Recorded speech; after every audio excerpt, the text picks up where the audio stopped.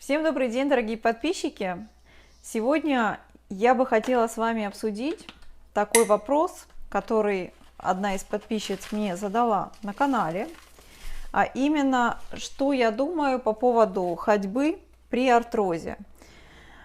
Как она написала, то есть кто-то поддерживает данную идею, говорит, что да, при артрозе можно ходить.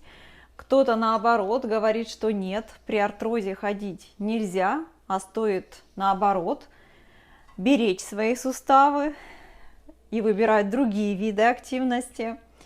И что же по этому поводу думаю я? Я отношусь к той группе, которая поддерживает ходьбу как физическую активность при артрозе. Действительно, да, я, наверное, скажу здесь, действительно, что при артрозе, если тем более у вас там третья стадия артроза, то есть сильное разрушение, да, третья, четвертая стадия артроза, то действительно при данном артрозе, данной степени артроза следует выбирать физическую активность без нагрузки на ваши суставы. То есть это может быть плавание, велосипед, ну, в общем, любые активности без нагрузки на ваши суставы. Это упражнения на диване, на кровати и так далее. Но я все-таки придерживаюсь мнения, что ходьба как вид физической активности, он допускается при артрозе, причем артроз любой степени. Здесь главное это нагрузка, это дозирование нагрузки.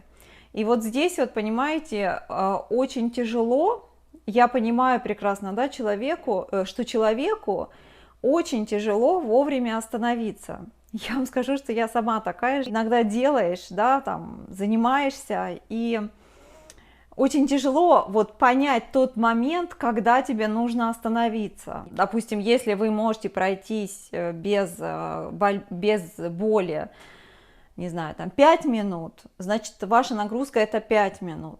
Если вы идете и там на 6-7 минуте у вас появляется боль в коленях или в бедрах, значит, 6-7 минут это для вас много. Значит, ваша нагрузка это 5 минут. То есть ходьба при артрозе, она должна быть дозированной, и она не должна вызывать боли.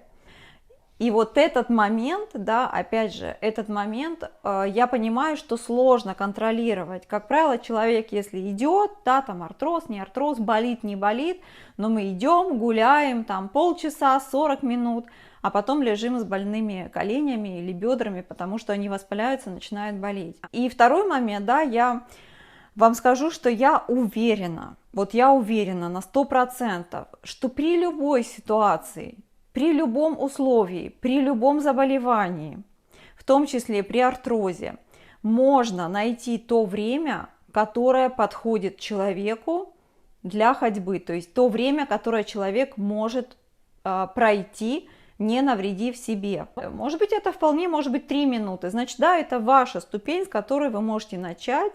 И, да, здесь также и, что самое главное, постепенно увеличивать нагрузку. То есть одну неделю ходим там 10 минут без боли, на вторую неделю можно увеличить, добавить несколько минут, там 5 минут, да, или 10 минут, там вы ходите 15 минут вторую неделю, и скорее всего это будет без боли, потому что будет присутствовать вот этот эффект постепенной нагрузки. Пожалуйста, пишите ваш опыт, будет здорово, если вы поделитесь своим опытом, да, если у вас артроз и гуляете вы, да, сколько вы гуляете, как правильно вы дозируете нагрузку.